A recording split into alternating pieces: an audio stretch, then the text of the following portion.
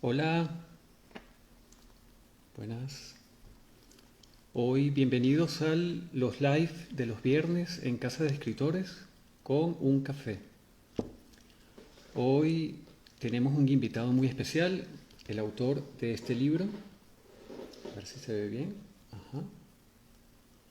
La sonrisa del espejo, Octavio Pernas. Vamos a ver.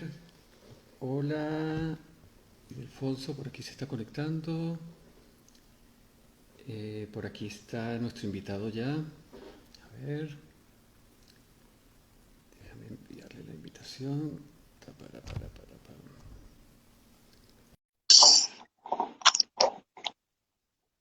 Aquí está el café y el libro. Octavio, ¿Qué tal, Joaquín? Buenas hola, tardes. ¿cómo estás? Déjame ver, cuadrar esto para que... A ver. Ajá, ahora sí. ¿Cómo estás? Muy bien, ¿qué Bien. tal tú? ¿Tu café por ahí o no? Una Coca-Cola antes. Bien. Mira, por aquí tengo preparado tu libro y algo que yo quiero mucho que es esto, ¿sí? Ah, muy bien, claro que sí. Es el Camino de Santiago, porque hoy tenemos a un gallego entre nosotros, ¿sí? Antes de iniciar nuestra conversación, voy a hacer una presentación tuya corta para que la gente empiece a conectarnos Listo. y, y- y ya comenzamos a conversar. Octavio Pernas, tu otro apellido es Sueiras, ¿no? ¿Se pronuncia así? Sí, el de mi mamá, Sueira, sí. Por cierto, yo soy Pereira y cuando hice el camino me conseguí muchos Pereira, un pueblo de Pereiras allá en Galicia, sí. Ujú. Así que nació en Ferrol, Galicia, en el 77. Es licenciado en veterinaria por la Universidad Santiago de Compostela y realizó una tesis doctoral en el Departamento de Farmacología de la misma universidad. ¿Sí? Correcto. Y este año se cumplirán 15 años de eso. ¿De tu graduación de veterinaria o de la tesis doctoral? De la tesis, de la graduación, ponle más años todavía. Sí, estoy aquí cuadrando. Ah, a ver, a ver si me veo mejor. Ok, aquí estoy mejor, creo. Yo te veo Tú, bien. tú, tú, tú, tú. A ver. Sí, all right. Eh, Estuve investigando un poco sobre ti y quiero decir algunas cosas mientras la gente se va conectando. Fuiste asesor de la Unión Europea en la gestión de proyectos y preparación y evaluación de propuestas, ¿sí? Actualmente no sé si sigues siendo jefe de la unidad de financiamiento de la Science and Innovation Link Office. Sí, ese es mi trabajo actual y trabajo en el mismo ámbito de actividad, de proyectos de investigación y búsqueda de financiación para esos proyectos, sí. Ok. Diriges un equipo dedicado de consultores senior que trabajan para ayudar a los clientes a optimizar su acceso a oportunidades de financiamiento público a nivel nacional e internacional, principalmente en el ámbito de las ciencias biológicas, ¿sí? Y antes de unirte a esta empresa, tuviste experiencia en el sector público y privado, en el campo de la investigación y la innovación. Estuviste 3 años como el cargo era Punto Nacional de Contacto de Salud en algo que se llama Séptimo Programa Marco de Investigación y Desarrollo Tecnológico. ¿Sí? Sí, eso nos daría para varias charlas, pero vamos, es el programa Sí, más sí. importante de la Unión Europea para financiar investigación en todos los ámbitos. Y yo era el responsable de informar a solicitantes en el ámbito de la salud en ese país, en Reino Unido en este caso. Sí, y algo que también se llama Horizonte 2020, ¿sí? Que Que es un es el programa de siguiente investigación. programa marco. Sí, los presupuestos europeos van cada 7 años y cada 7 años hay un nuevo programa marco de investigación. Antes les ponían nombres correlativos, el quinto, el sexto, el séptimo, pero algún político tuvo la gran idea, hombre, y si le llamamos Horizonte 2020 porque termina en el 2020 y el que comienza ahora se denomina Horizonte Europa y así seguirán poniéndole nombres peculiares. Horizonte quedaba bonito. Y ahora sí podemos aterrizar hablando de palabras, que es lo que más nos gusta, ¿cierto? Ujú, correcto. Sí. Entonces ya nos despojamos, es viernes, ya La cachucha de consultor. Exacto. ¿Te acuerdas de ahora vamos a hablar del taller de las cachuchas? Correcto. Yo quisiera conversar esta conversación de cómo nos conocimos, ¿sí? Y el personaje que nos unió, de alguna manera, que fue Fernando Pessoa, ¿cierto? Sí, señor, correcto. Yo estaba en el interín de terminar de publicar mi novela inspirada en Fernando Pessoa, y tú fuiste uno de los mecenas de la publicación, por cierto, sí. Uh-huh. Y luego nos conocimos en Madrid en un taller presencial que realicé aquí. Y descubrí que tú también eras un amante de Fernando Pessoa, ¿no? Y por ahí quería comenzar. Háblame un poco de cómo es tu amor por la literatura como un biólogo, como un investigador que se hace amante de las letras, ¿sí? Sí, la verdad es que uno imagina la vocación literaria a lo mejor vinculada a una carrera más, como se decía aquí, de letras, ¿no? Al final aquí en nuestro bachillerato en el liceo eras o de ciencias o de letras, esto con matices, y uno piensa más en los filólogos, en los periodistas, en otro tipo de perfil, ¿no? Pero bueno, yo no, estoy casi seguro de que mi vocación literaria precedía a mi vocación científica, si es que alguna vez tuve esa vocación científica, ¿no? Ya en el instituto, en el liceo, tenía cierta inquietud de intentar plasmar ciertas historias y demás. Esto en la época universitaria pues también fue a más, acudí a algún otro taller literario. Y ya en esa época, pues sí, no sé a través de quién descubrí, por ejemplo, en el caso que tocábamos de Pessoa, me recuerdo haber leído pues la poesía de alguno de los heterónimos, Ricardo Reis y alguna de otras de estas, entre comillas, personalidades que él tenía. Y recuerdo la anécdota de acceder al libro del desasosiego ser un libro tan sorprendente en aquel momento para mí, encantarme. Y recuerdo una visita a Madrid, porque el libro ya estaba descatalogado en aquel momento, ahora se ha vuelto a editar, tengo entendido, pero en aquel momento estaba descatalogado, y me había hecho una librería. Bueno, esto si lo encuentras en una librería, un ejemplar, pues será la forma en la que puedes acceder a él y tal. Y recuerdo pasear por Madrid de librería en librería, con una visita a familiares aquí en Madrid, ir paseando librería tras librería con la misma respuesta, ¿no? Y recuerdo estar en una acera de la calle, ver la otra y decir, es una librería pequeña de barrio, seguro que ahí no lo tienen. Yo, hombre, vamos a entrar, que al final no cuesta nada cruzar la calle. Y ahí es donde lo había encontrado, ¿no? Y tengo el ejemplar en casa hace muchos años y es siempre una lectura a la que vuelvo con mucho gusto, ¿no? Y en el libro, en la novela, comentaremos esto ahora, hay cada capítulo se va encabezando. Yo tengo aquí mi copia también. Tengo mi copia con algunos fragmentos que podemos revisar después. Por cierto, el diseño, vamos a hablar también del diseño que me gustó mucho. Sí. Uh-huh. Sí, pues una de las citas que encabeza uno de los capítulos es de Pessoa, ¿no? Esto tuvimos una controversia, recuerdo también haberlo comentado con varias personas. Me decía, hombre, pues ¿cómo no identificas la cita, ¿no?, que encabeza cada capítulo? ¿Por qué no identificas su autor, su procedencia y demás? Pero no quería que, por ejemplo, la cita de Pessoa que encabeza un capítulo tuviese más peso en la mente del lector que un verso de una canción de un rockero que también me gusta y que también encabeza otro capítulo, ¿no? Que al final la belleza de la frase, lo que significa para el capítulo, que hable por sí solo y que después cada cual, si le gusta especialmente, pues la teclea en un buscador de internet y aparece, ¿no? Esa es un poco la idea. Pessoa, por concluir esta parte, si tuviese que elegir, no sé, 5 autores, tal vez 3 autores, indudablemente, no vas a volver a leer nunca más que estos 3 o 4 autores. Indudablemente él sería uno de ellos.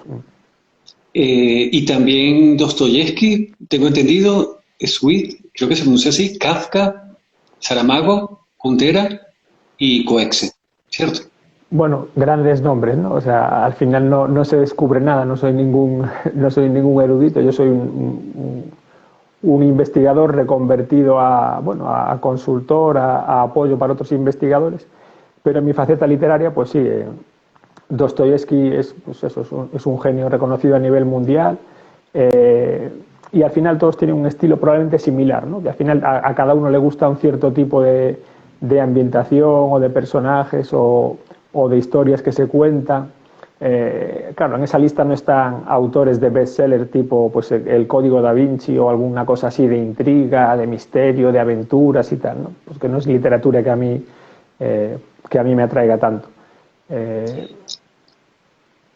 Sí, por cierto, cuando leí tu novela el año pasado, y yo te lo comenté, eh, me recordaste mucho a Murakami, ¿sí? Y por algo que luego cuando entremos a detallar algunas cosas del libro, te voy a explicar por qué me pareció, me recordaste de la forma de escribir de Murakami. Yo te pondría como el Murakami gallego o el Murakami español o algo así. ¿Te Pobre imaginas? Murakami. No, dentro de unos años ya verás, me encanta esto. Eh, Antes de sumergirnos en el libro, quería comenzar con lo siguiente. Eh, Hace poco tú publicaste en un blog de una página llamada Senda Ujú. una carta a tu hijo Mateo, ¿sí? Y un poco en esa carta tú explicas que el año 2020, el año de la pandemia para todos, paradójicamente para ti fue uno de los años más felices de tu vida, ¿sí? Sin duda. Porque, exacto, porque tuviste tu primer hijo, Mateo, y publicaste tu primer libro, entre otras cosas. El año pasado para todos fue muy intenso, pero para ti significó eh, un alumbramiento doble, ¿cierto? Entonces, coméntame un poco esa emoción que Sí, sentiste. sí, sí. Bueno, es un punto de inflexión, ¿no? En mi vida, hasta la fecha, recordaba hitos, digamos, puntos de inflexión, o al menos hitos, a lo mejor no había una inflexión, pero sí un hito relevante, pues el final de la licenciatura, el final de la tesis, donde te decantas por el sector privado y demás. Eh, pero el del 2020 con el nacimiento de Mateo es, sin duda, no tiene comparación posible con otros hitos, ¿no? Todo el mundo te habla de la paternidad, de lo que significa y demás, y es tópico, casi da un poco de sonrojo mencionarlo, pero es cierto, no lo conoces hasta que lo vives, ¿no? Y la experiencia es, es lo más gratificante que te puedas encontrar, ¿no? Por eso, cuando comparo el orden de magnitud del nacimiento de mi hijo al libro, bueno, no tiene comparación, ¿no? Por eso, Claro, digamos, dejando fuera el nacimiento del niño, que es es lo más bonito que te pueda pasar, pues el libro también es un plan que siempre había estado ahí, que ahora comentaremos un poco cómo habíamos llegado a enlazar esas historias en esta forma de este libro. Y bueno, sí. casualmente estuvo listo para la publicación en pleno mes de marzo, casi coincidiendo con el estado de alarma, con lo cual no se imprimió hasta junio y demás, ¿no? Entonces sí, para mí es un año, evidentemente a nivel de la historia del planeta, la pandemia es lo que va a recordar o va a ser siempre que permanezca en el recuerdo. Para mí, claro, es una alegría enorme tener el libro publicado y tenerlo en las manos finalmente. Y a kilómetros, años luz por encima de esto está lo del nacimiento del niño. Y luego el tema de la carta lo había pensado. De hecho, estoy haciendo un diario, pero ese lo mantengo más en privado, pues desde antes de su nacimiento, cómo fue todo el proceso, los días previos, en fin, a partir de hasta su primer cumpleaños, que ha sido hace poco y demás. Llevo ya casi El tantas palabras o más, sí, 19 de enero, sí, sí. 19 de enero a las 10:41 de la noche. De la noche, sí, sí, casi se nos pasa para el lunes siguiente. Sí, Pues porque fue un domingo. Vamos, ya llevo casi más palabras o sin casi que en la novela, porque al final le vas contando cosas del... Es un libro, pero es un libro para un único lector, ¿no? Realmente tiene poco sentido desde el sí. punto de vista editorial, pero bueno, estoy muy contento con eso. No, y crea. Mm, Se puede hacer algo muy bonito allí con eso. sí, Que por cierto, pueden buscar en mi feed, en los últimos posts que puse, la información para que lean la carta a Mateo en Senda. ujú. Eh, Déjame ver por aquí algo que tenía anotado, un segundito. Por cierto, las personas que nos están viendo en este momento pueden hacer preguntas en el icono que está abajo en forma de interrogación y, y las comentamos. Yo previo a esto les solicité que nos enviaran preguntas y por ahí podemos, con una pregunta que me enviaron, podemos empezar a hablar de tu libro, ¿sí? Listo. Ujú. Alguien me preguntó del título. Le pareció curioso la sonrisa del espejo y y no la sonrisa en el espejo, ¿sí? Eh, cuando lean el libro se van a dar cuenta el simbolismo que tiene el título, ¿no? Cuando lo leí, hice una anotación con respecto a eso, yo puse, y tú me dirás, simboliza aquello que hemos perdido, lo que no pudimos lograr, que nos genera remordimiento y nos asusta asumir. Eso fue un poco el resumen de lo que yo entendí por la metáfora de la sonrisa del espejo. Pero coméntanos un poco la escogencia del título.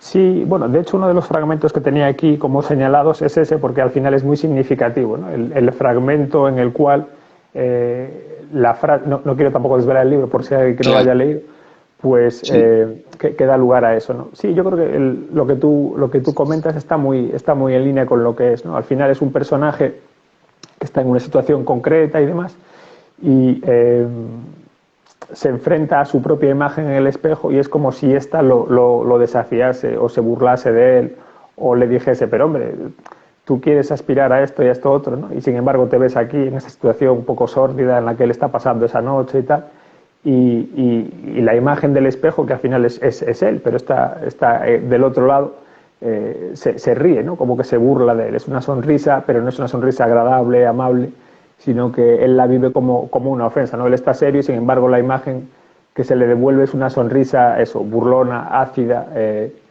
y él desea que eso se borre, ¿no? Digamos. Y entonces ese es un poco el leitmotiv de eso. Esta persona, que es particularmente especial en el libro, importante, pues tiene siempre esa tensión interior, esa dificultad, y me pareció un título curioso, ¿no? Entonces, no es que esté sí. en el espejo porque él se sonría, sino que es la sonrisa del propio espejo, no es la suya, sino que es la que su imagen le devuelve.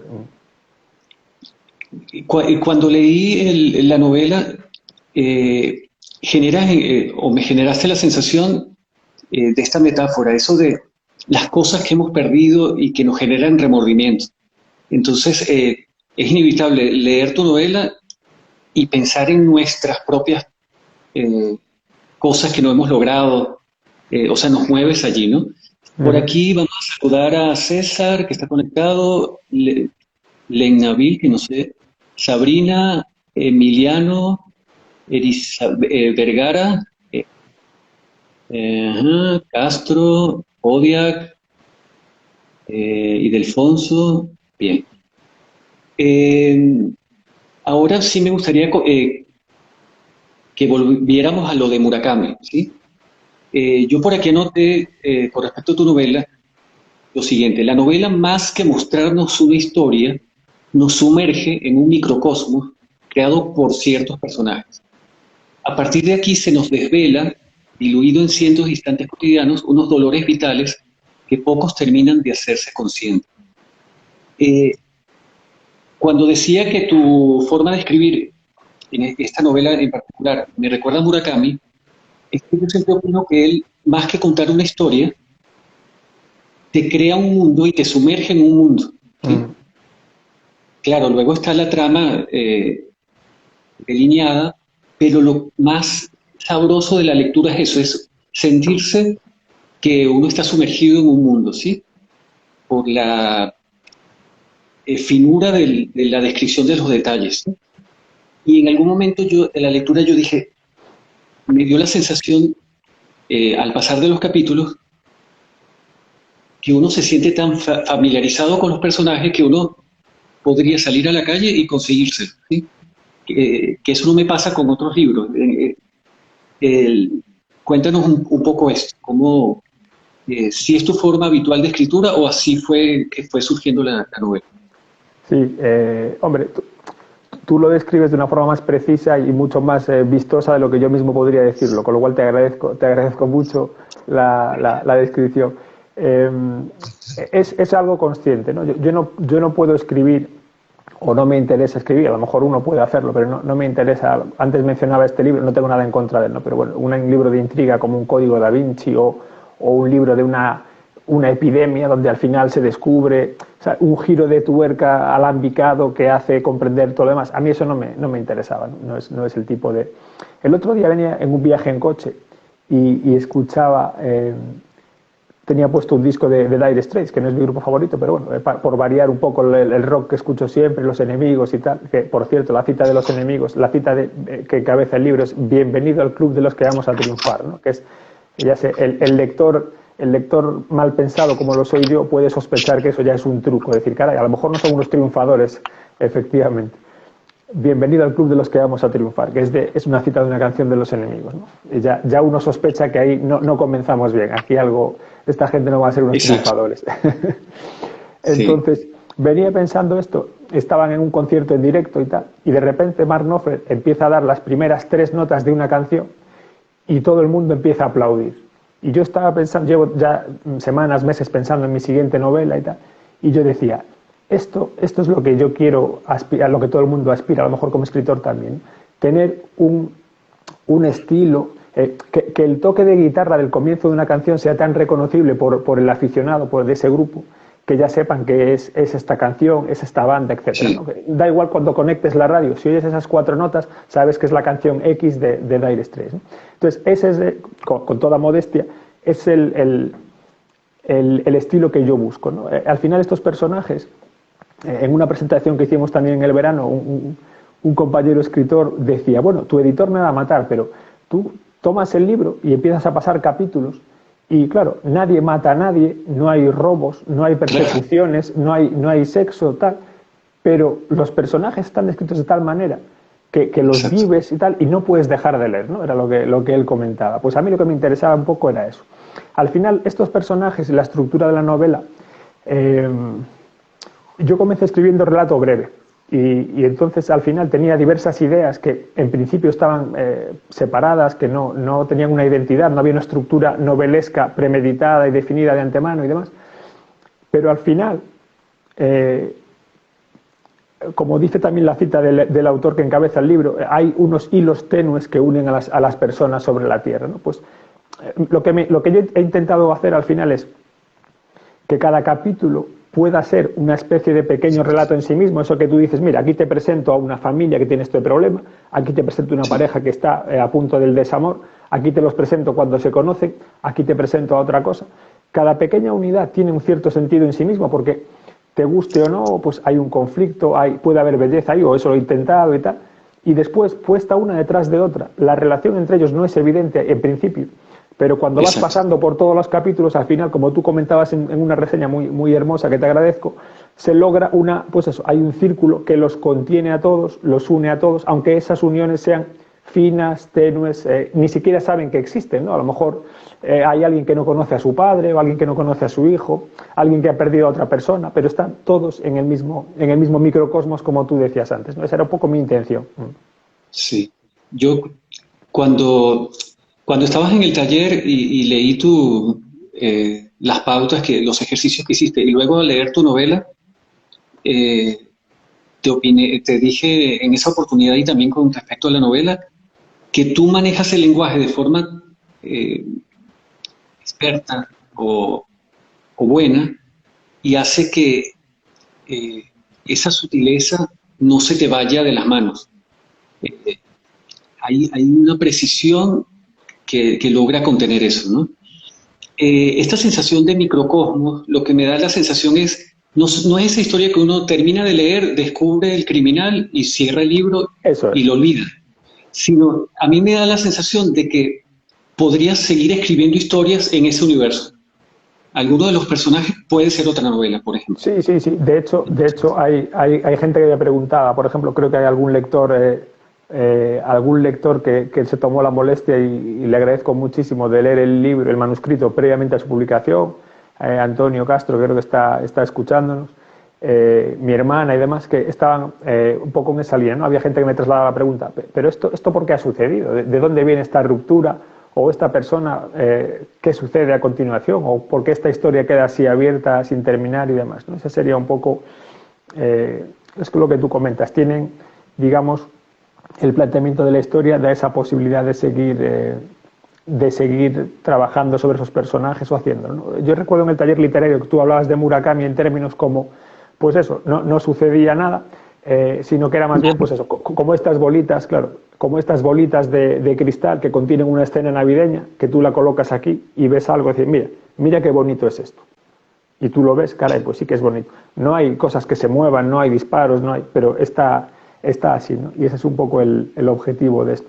Una de las personas que también leyó el libro antes de la publicación me dejó una frase que después se repitió en más ocasiones y era que cuando lo lees, como al final son cosas cotidianas, ¿no? Dice, resulta difícil no verse identificado en algunas de las reflexiones de los personajes, te sientes identificado con ellos. Y eso, claro, después te hace pensar, ¿no? Como tú dices, cuando cierras el libro no es como ver el final de un capítulo, mira, ese era el malo, al final lo han matado, lo han llevado a juicio, pues fin de la historia, a dormir. Sino que esto efectivamente te hace pensar, ¿no? Y esa era un poco mi intención. Yo cuando te comentaba en esta otra presentación, hablábamos de los detalles, ¿no? del libro. Yo lo puedo resumir en esta anécdota, entre comillas, que me sucedió. Estaba un día comiendo en un hospital, no recuerdo exactamente el motivo, y había una pareja bastante anciana, no sabría decir la edad, pero vamos, jubilados, ancianitos. Y por la imagen que trasladaban parecía evidente que el enfermo en este caso era el señor y la señora estaba acompañándolo, iban o venían de hacer algún tipo de prueba y demás. Y estaban allí sentados comiendo, yo de repente me llamaron la atención, me quedé intrigado con ellos y tal, y el hombre estaba ahí comiendo con mucha desgana. Yo pensaba, este hombre come como si estuviese comiendo veneno, ¿no? Un veneno muy, muy desagradable y tal. Y estaba ahí comiendo con dificultad, tal. Suspira, mira a la mujer lo mira así, y la mujer coloca una mano encima del hombre, ¿no? Y de inmediato la expresión de él, todo cambió. Entonces no había sucedido nada, no se habían dicho una palabra, no había habido algo que el viento que se los lleva, no había pasado nada. Pero era un instante y digo, caray, esto me gustaría ser capaz de capturar esto, ¿no? Sí, exacto. Con ese toque de la mano de ella que lo calma, es todo un símbolo de años de amor o lo que sea. Es una metáfora muy bonita, sí. Hola, J.R. Medios, un gran periodista de allá de Venezuela. Saludos. Que por cierto, tu esposa es venezolana, o sea, también eso nos une, ¿no? Sí, caraqueña, criada en el Guri y vuelta a la Universidad de Caracas, sí. Sí. Por cierto, la novela tiene muchos temas deliciosos que comentar, pero por ejemplo uno me llamó mucho la atención y me gustaría que habláramos de él.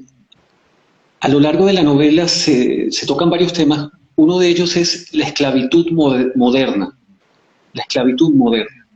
Háblanos un poco de cuál es tu inquietud con respecto a este tema y cómo nos explicarías brevemente para ti qué es eso de la esclavitud moderna. Bueno, yo tengo el fragmento del libro donde la chica o la persona que tiene esta inquietud, que al final es suya, yo tampoco no quiero posicionarme tan radicalmente como lo hace ella en el libro, ni en contra de lo que ella opina, ¿no? Le presto probablemente parte de mis opiniones. Bueno, esta persona, claro, lo que ve es lo que puede pasar a muchas personas. Tiene una desafección por la clase política, considera que, pues que realmente no hay una preocupación, no son gestores de recursos públicos, sino que son gestores de su bolsillo al final, y que hay entre comillas, una connivencia entre no quiero usar la palabra oligarquía, pero vamos, entre los grandes directivos de grandes empresas y quienes al final van a acabar sentados después de gobernar un país en los consejos de administración de esas empresas, ¿no?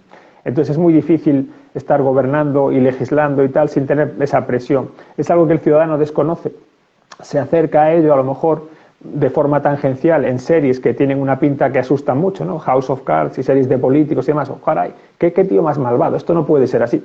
No lo sé, pero es probable que sí que sea así, ¿no? Entonces seguramente nos asustaría ver cómo son las cosas realmente y cómo funciona ese mundo, ¿no? Y un poco es lo que dice ella. Ella está con su pareja, están viendo las noticias un fin de semana y bueno, como que se retiene de empezar a hablar de esto, pero al final se suelta y dice, mira, es que son todos igual, unos gobiernan para su propio beneficio, no se preocupan de nadie y son iguales unos que otros. Al final lo que interesa es es mantenerte, el control de los medios, bueno, lo que podemos pensar en la sociedad a la que estamos abocados, ¿no? Con una concentración de empresas en grandes multinacionales que están ubicadas en todo el mundo, lo cual hace difícil también legislar, controlarlas y demás.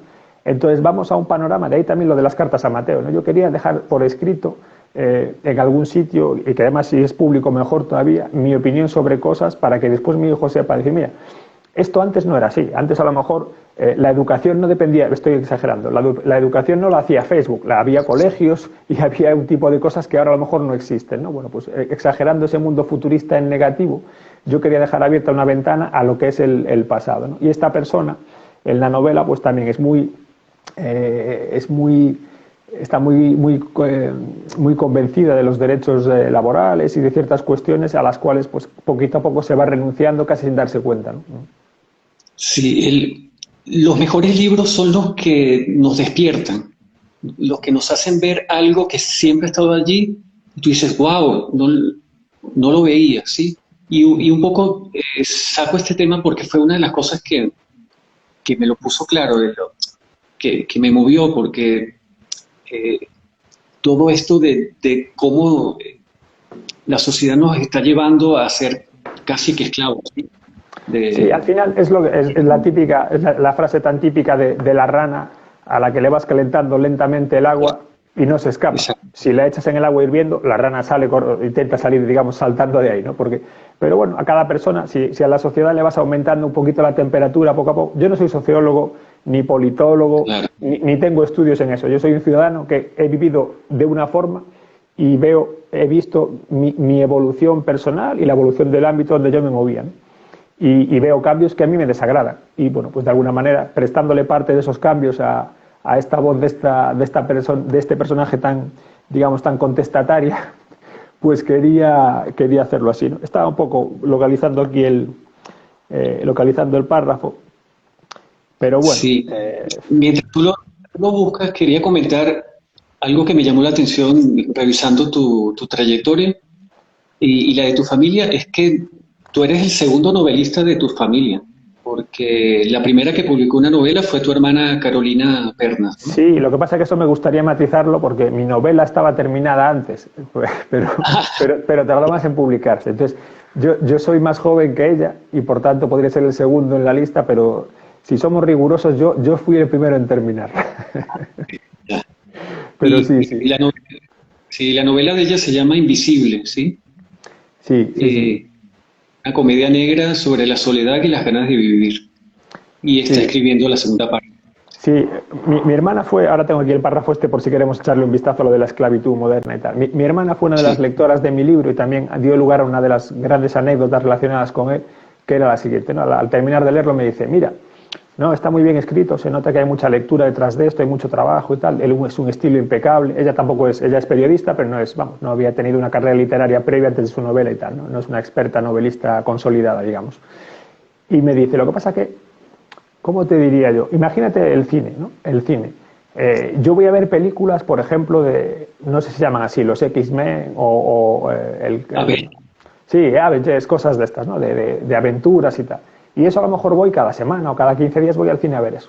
Dice, también voy a ver la película japonesa, donde la señora sale de su casa, va caminando por la acera, se ve pasar una nube, después hay un soplo de una hoja, después no sé qué, llega a la pescadería, compra el pescado y se vuelve a su casa. Y se cierra la puerta y se acaba la película. Dice, pero esa voy a ver 1 o 2 veces al año. Y claro, tu novela para mí es como la película japonesa. Y yo, pues sí, claro, por supuesto, yo estoy encantado de que sea así, ¿no? Si no tiene público es un daño colateral, pero yo quería hacer eso, ¿no? De hecho, pensando en esto, esta anécdota la recordaba mucho. Hace poco leí un libro, un ensayo de una filóloga española, Irene Vallejo, que se llama El infinito en un junco, que habla de la historia de los libros, ¿no? Habla de la historia de los libros y menciona, por ejemplo, a Kurosawa, el director japonés, cuyo un familiar, no recuerdo si era su padre o su tío, alguien mayor que él, era alguien que ponía la voz o la música en las películas que anteriormente eran mudas, ¿no? Con la llegada del cine sonoro, esta persona dejó de tener sentido y llevó muy mal toda una vida dedicado a eso. De repente se encontró sin empleo y lo llevó fatal y acabó suicidándose o algo así. Y Kurosawa desde entonces hace el tipo de películas mudas y así, digamos, entre comillas, conceptuales que le gustaban, ¿no? Y en las cuales trabajaba este familiar suyo, ¿no? Pues yo defiendo orgullosamente, además, el tipo de planteamiento que tiene el libro, ¿no? Tendrá más o menos público, tendrá una acogida de un cierto tipo de lector o no, pero bueno, es el libro que yo quería hacer y que me interesaba hacer. Sí, el tipo de lector que apunta a tu libro es un lector, tiene que ser un lector inteligente, pero yo insisto en que manejas también el lenguaje que se le hace sencillo a cualquier persona, ¿sí? Requiere un poquito de atención, De atención, sí, sí, sí. Pero yo no sé cómo lo logras, manejas también el lenguaje que no se la pone fácil al lector, pero Dentro de un orden, está asequible, sí, sí. exacto, nunca te pierdes, siempre está fluyendo. Este lector que te comentaba antes, Antonio Castro, que está uniendo a nosotros hoy, él me decía justamente algo así, ¿no? Dice, a mí me ha gustado mucho porque te obliga a prestar atención, porque en el capítulo 6 encuentras, por eso en el capítulo 2, me lo estoy inventando ahora, por eso aquí decían esto y tal, pero lo vas encontrando, es sencillo, las pistas están ahí cerca y tú las vas encontrando, ¿no? Pero no es, pues claro, no hay una persecución de coches, no pasa esto, pero sí que la historia te va dejando los elementos para completar las pequeñas incertidumbres anteriores. Sí que hay un cierto misterio, hay algún personaje que no sabe muy bien qué sucede con él. En el epílogo, la última escena del libro, se nos desvela que hay algo que estaba ahí oculto. Y bueno, progresan. Al final los personajes van cambiando, ¿no? Para mí, mi cuñada, que de hecho se acaba de unir también, hi Tina, hi everybody in Glasgow, I hope you are all okay. Nice to have you on board. Ella me decía, pero que no pase nada no es malo, tus personajes cambian, yo sí, todos ellos. Hay una historia familiar que se mueve y cada personaje evoluciona así, pues es suficiente. Si al final lo que importa es que los personajes tengan una evolución, ¿no? Entonces, para mí, en ese sentido, sí que también estaba tranquilo con eso. Y ya digo, al final, como tú apuntas, no se trata de hacer sudar al lector, pero a mí tampoco me gusta que me tomen por tonto y que utilicen trucos sencillos o cosas así, ¿no? Yo voy dando información que está ahí, es muy sencilla de encontrar, las vas encontrando y te vas dando cuenta de lo que sucede, ¿no? Y al final, a mí de hecho me gustaría más, hay también un juego, un pequeño juego que con una de las citas que encabeza una de las escenas, que se resuelve con el capítulo, ¿no? La cita en este caso no es sobre la temática, sino que es un verso de un grupo de rock español, y dice, yo me quedé con su olor, ella me arrancó la piel, me dijo justo al final, y la frase que le dice no se conoce, ¿no? Entonces tú vas leyendo el capítulo y al final es una historia de desamor y demás, y la frase está ahí, la frase es, no quiero volverte a ver, pero la conoces y dices, por eso esta cita es así, ¿no? Claro, hace falta recordar lo que has visto 5 páginas antes, pero bueno, yo creo que puede ser que a todo el mundo nos resulte sencillo transitar de esa manera por el libro, ¿no? Y era un poco la... Cuando tú lo dices, eso es fácil introducirse en la historia, es por esa sensación que yo te digo de nos vas presentando a los personajes y uno va leyendo y uno, al pasar los capítulos, uno siente que ya los conoce y entonces uno ya va reconociendo, va armando la trama, pero es porque uno va familiarizándose con los Y ahí en el taller, mi manuscrito estaba terminado antes de asistir yo a tu taller, pero reconocí elementos que veo que son interesantes, que pueden ayudar al libro, y alguno de estos, pues me alegro de que esté incorporado ya en el manuscrito, ¿no? El hecho de, no recuerdo la denominación, pero el hecho de que haya una característica de un personaje. Por ejemplo, un personaje cuando se incomodaba, pues se revolvía en la silla, ¿no? O se quedaba paralizado o ponía un tipo de gesto. Entonces, el lector sabe que si el personaje se revolvió en la silla, caray, está incómodo. Vas dando una constante, una repetición, obviamente teniendo cuidado con las repeticiones, pero vas dando pistas de cuál es el estado de ánimo. Es decir, estaba incómodo, se sentía desazonado, sino que hace este gesto, caray, pues entonces no está tranquilo, ¿no? Está en una situación que no lo está... A mí lo que me interesaba era eso, que son personajes que se ven envueltos en situaciones cotidianas, en problemas cotidianos, en amores, desamores cotidianos, porque al final la trama puede ser más o menos rebuscada, puedes hablar de una cosa o de otra, pero al final yo creo que en este siglo, en el pasado y hace muchos probablemente también, los seres humanos funcionamos en base a lo mismo, ¿no? Al miedo, al deseo de que nos quieran, al miedo a no ser queridos tal vez, a 4 o 5 emociones que tal vez se podrían reducir cada vez más a una o dos nada más, ¿no? Las más esenciales. Y es lo que quería que estos personajes transmitiesen, ¿no? Al final, y que tengan contradicciones, porque no pueden ser un arquetipo, el bueno, el amigo fiel, el tonto que no se entera nada, el borrachín, el otro, sino que tienen contradicciones. Hay un personaje que él mismo está solo en su casa en ese momento y dice, joder, esto no sé por qué estoy aquí ahora, o sea, no sé por qué me ha pasado esto, no sé por qué hemos roto o hemos vuelto a enamorarnos o lo que sea. Él no sabe lo que le pasa, como nos pasa a nosotros. Es un personaje, tiene que ser un reflejo de la propia realidad, ¿no? Es un poco lo que buscaba con eso. ¿Tenías la cita a mano del tema que Sí, estábamos tratando de la... sí, sí. Bueno, es un diálogo un poquito largo, ¿no? Pero bueno, al final ella está hablando con su novio en este momento, ¿no? Y habla en unos términos un poquito gruesos y habla de que, bueno, que los gobernantes no gobiernan para todos, ¿no? Dice, claro que eso sería lo bueno, pero en la práctica ya ves que no lo hacen. Fingen hacerlo, gobernar para la gente, ¿no? Pero en realidad ni este gobierno ni el anterior, ni el que vaya a venir después está ya ahí para defender tus derechos o los de los parados o a los jubilados. Gestionan el país, lo público, como si fuese una empresa privada, mirando por los intereses de 4 grandes empresas o a veces directamente haciendo lo que quieren estas empresas.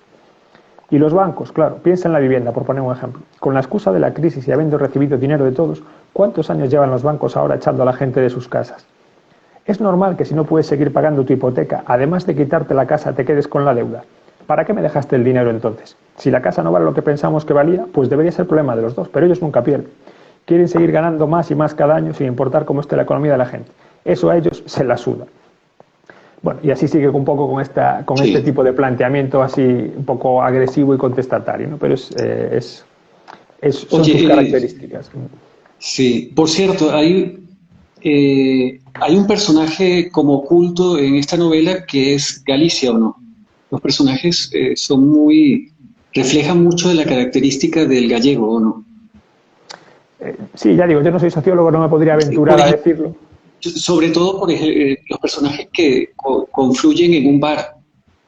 Sí. Y un poco lo que se comenta allí se notan como las características de Galicia, de Sí, alguna sí, manera. sí, yo ya digo, desde mi limitado conocimiento antropológico y tal, si yo me atreviese a decir eso, sí, diría que es cierto, ¿no? Porque al final la forma de... Hay dos amigos, hay una escena, creo que no desvelo mucho con esto, ¿no? Están de madrugada tras una noche de fiesta, dos amigos apoyados en su terraza, fumando y tal, y están allí juntos, pero están hablando de cualquier cosa menos de lo que están pensando, ¿no?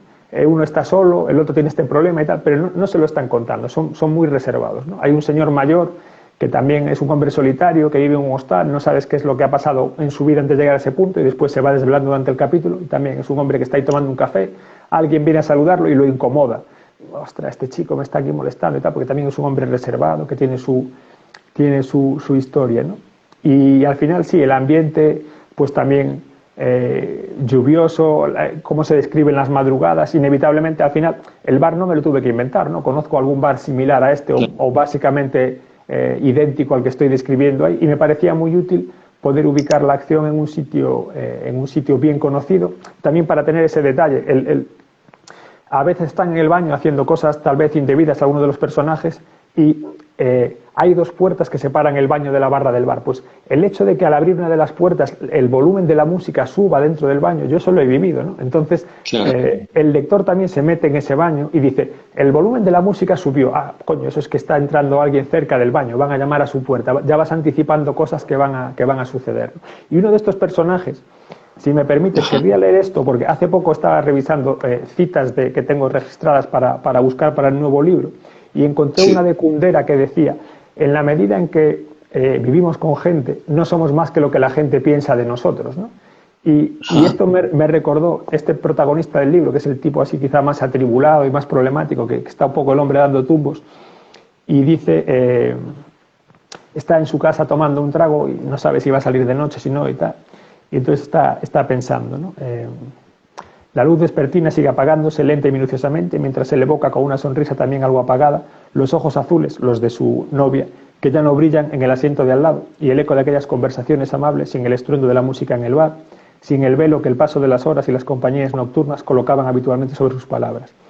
Hablando con ella, Él mismo había tenido la oportunidad de asomarse a rincones de su personalidad que o bien no reconocía por completo como propios, o bien había ido aparcando por diversos motivos con el paso del tiempo.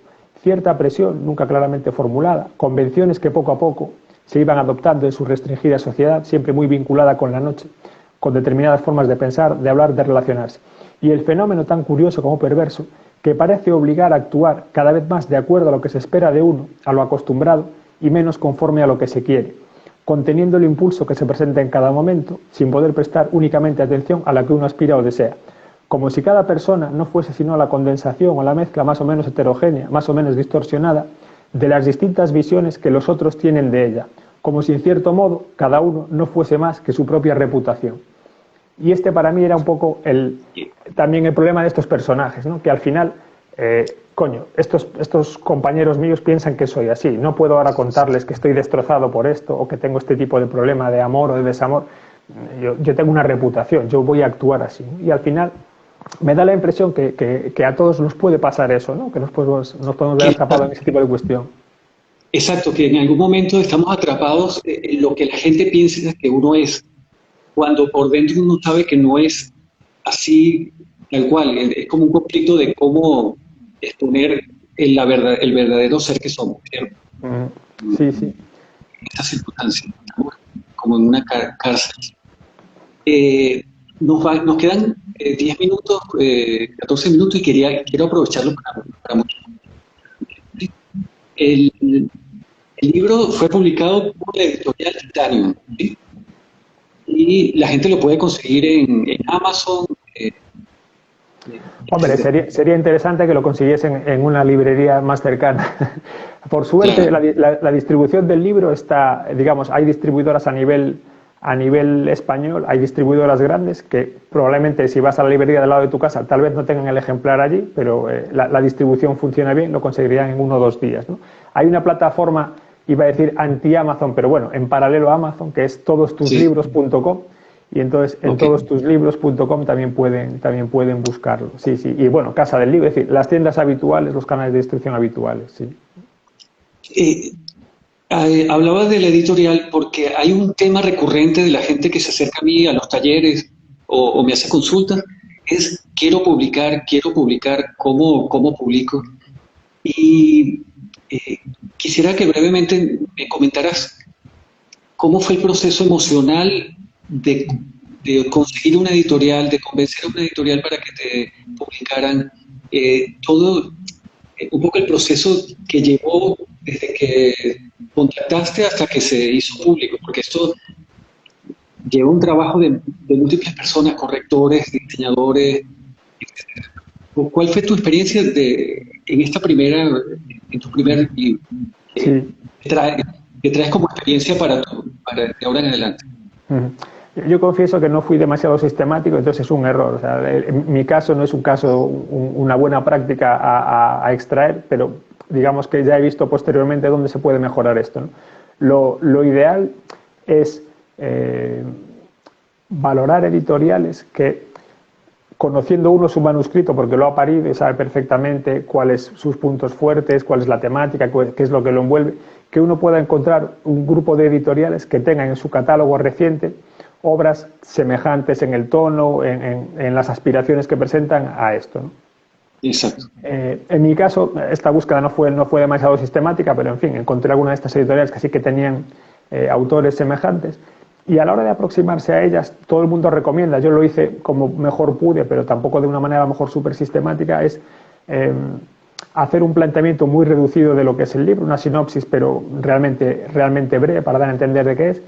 Intentar relacionarlo con algún autor reciente de su catálogo, pues por temática, por el tipo de estilo, por alguna cuestión que ellos digan, pues si va en esta línea me puede interesar. Presentarse uno mismo también y bueno, sobre todo es eso,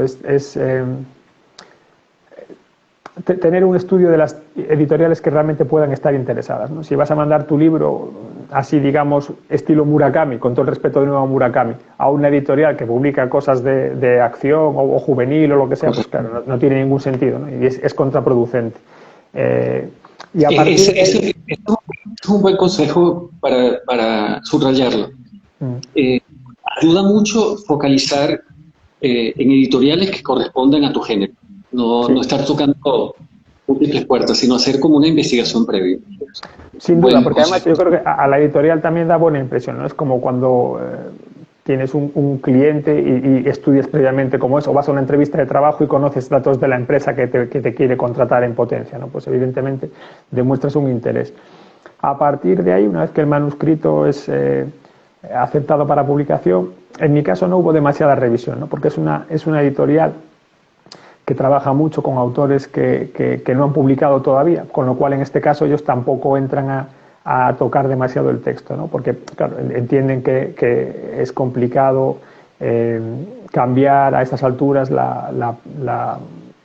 el planteamiento que uno tenga, sobre todo de base y demás. Sí que hay varias revisiones, pues eso, los guiones de diálogo, hay muchas revisiones formales de la ortografía, de la presentación del texto y demás. Hay un diseño de la portada que, digamos, tú le explicas al diseñador qué es lo que tú destacarías del libro, dónde transcurre la acción, cuáles son los personajes más relevantes y demás, y a partir de ahí pues te sugieren una serie de posibilidades y después se van ajustando eso, los colores, el diseño y demás. La verdad es que me gustó mucho el planteamiento que hicieron, ¿no? Estoy muy contento con cómo quedó. Eh, y ya digo, yo lo vi como un proceso muy natural, muy tranquilo. Reconozco que tuve suerte porque tampoco no tuve que estar persiguiendo a demasiadas editoriales y demás. Y me ayudaron mucho en todo el proceso, ¿no? Estoy muy agradecido a la editorial y espero que, bueno, que tengamos oportunidad de seguir colaborando con siguientes proyectos. Entonces, podemos decir que la experiencia con el identitario fue positiva. Así que para la gente que quiere contactarlo, ya hay una experiencia positiva de Octavio Pérez. Totalmente, sí. Ellos tienen además otros géneros, ¿no? Aparte de la narrativa actual, tienen mucho género, por ejemplo, de fantasía, así como de tipo, entre comillas, que yo no leo mucho de esto, pero bueno, El Señor de los Anillos, algún tipo de novela así. Entonces, si algún espectador está interesado en ese género en particular, pues les animo también a ponerse en contacto con ellos. Y ya para cerrar, quiero tocar dos temas contigo. Uno es la experiencia que tuviste en el taller que dictamos presencial en Madrid. Y luego quiero hablar de lo que estás escribiendo actualmente y tu proyecto. Eh, ¿Qué recuerdas un poco de lo que vivimos en esas sesiones de taller de los sábados en Lavapiés, en Madrid? Hombre, recuerdo sobre todo la ayuda que supone tener la obligación entre comillas, porque es algo que haces voluntariamente y demás, ¿no? Pero la La obligación pauta. de... Correcto, sí, eso te genera una rutina de decir, bueno, necesito en estos días resolver esta pauta que se me ha colocado, ¿no? Tengo que entregar un texto con estas características y demás. Y además el desafío que supone, aunque eran, en extensión eran pequeños, pero el desafío que supone poder trabajar en algo que no está premeditado por ti, sino que es una imposición. Bueno, pues elegid una foto y contad una historia sobre ella. Ah, pues caray, pues hay una limitación, ¿no? O contad una historia de esta manera, introduciendo este tipo de recursos, este tipo de personaje. Bueno, pues te obligan a moverte, te sacan, como siempre se dice, de tu zona más de comodidad y demás, y te obligan a hacer algo para ver si eres capaz de... te dan recursos, ¿no? Yo eso lo recuerdo, sobre todo la historia de la foto, que me parecía, digo, caray, yo que voy a sacar de esta foto y demás, pero al Claro, final las vas viendo y de repente, plum, y se te sale algo, ¿no? Y exacto. recuerdo, pues, me han quedado conceptos que a partir de ahora siempre utilizaré, ¿no? Como lo de dar ciertas características al personaje que se vayan repitiendo durante la novela, o el efecto ventana que tú lo denominabas de, bueno, yo te muestro esta parte, estás viendo Claro. esto, pero sabes que más allá Te sugiero. hay otras cosas, ¿no? Sí, sugerir y no mostrar todo, ¿no? Sí, sí, sí. Entonces eso, pues, la verdad es que me resultó muy útil y ya digo, por una parte me gustó confirmar que hay elementos que de alguna manera ya estaban en el libro y por otra parte hay herramientas o técnicas que ya tengo en tu denominada caja de herramientas para ir tirando de ellas cuando el texto lo permita. Entonces, sí recomendarías a la gente que asistiera a talleres de escritura.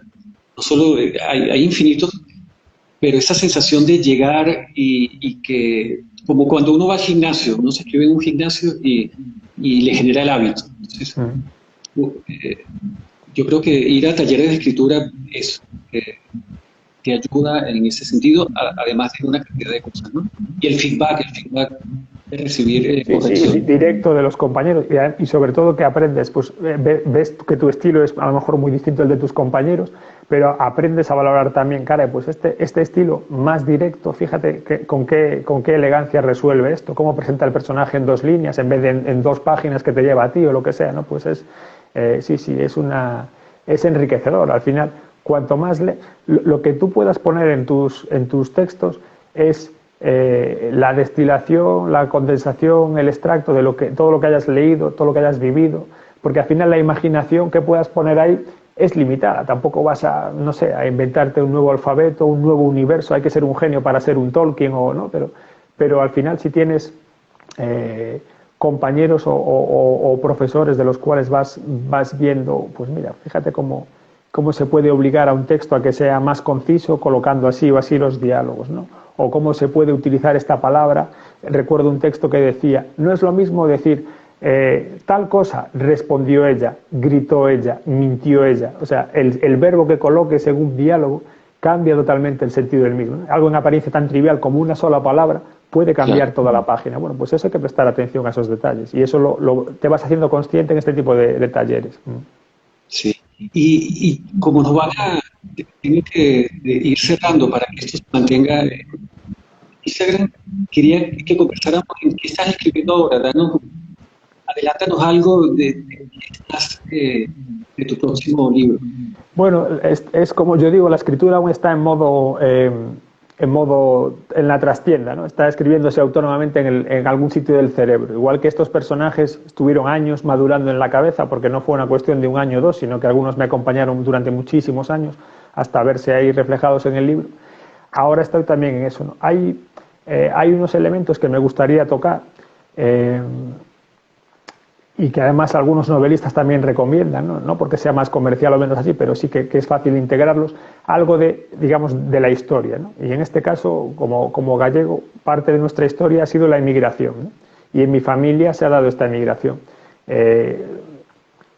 Mi abuela paterna y mi abuelo paterno se conocieron en Cuba siendo emigrantes allí, se casaron allí, tuvieron sus hijos, mis tíos allí, y mi padre fue el único de los hermanos que nació ya de vuelta a Galicia, ¿no?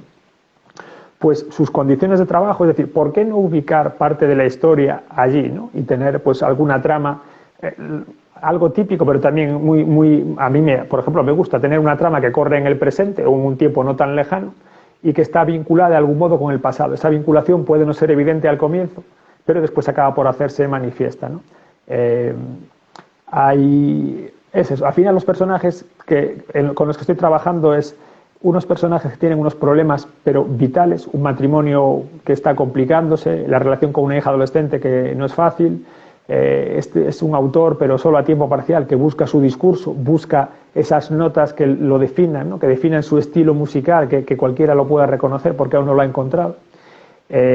Tiene dificultades en todos los ámbitos, pero encuentra un camino, ¿no? Encuentra un camino a través de unas cartas de un señor mayor que le recuerdan a esta historia de los emigrantes y demás. Bueno, hay una serie de elementos, de problemas de la vida cotidiana que son los que me interesa plasmar, cosas que vemos todos los días.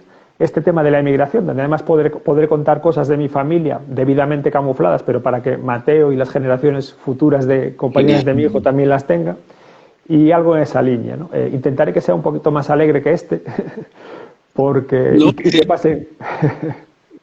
a mí no me parece triste la novela, me parece muy removedora, muy emocional. Esta es muy emocional, de emociones difíciles de expresar.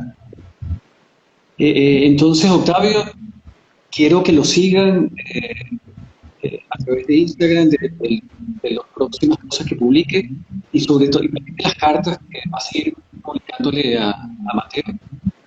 Entonces, aquí tiene una sonrisa en el espejo y te agradezco un montón haber compartido tanto el taller como la conversación y sé que vas a dar para mucho. ¿Sí? Como lo dije en la reseña, que lo pueden ver en el también. Yo te agradezco mucho la invitación, siempre es un gusto hablar de literatura, aunque sea también sobre la de uno, pero bueno, pudimos hablar también de Pessoa y de otras cosas, no solo de mi propio libro, Y nada, un gusto tener este tipo de charla literaria y poder dar a conocer también mis personajes y sus inquietudes. Eso es. Buen camino, buen camino. Buen camino Vale. a todos. Gracias a todos los Gracias. asistentes. Chao. Chao, chao. Chao.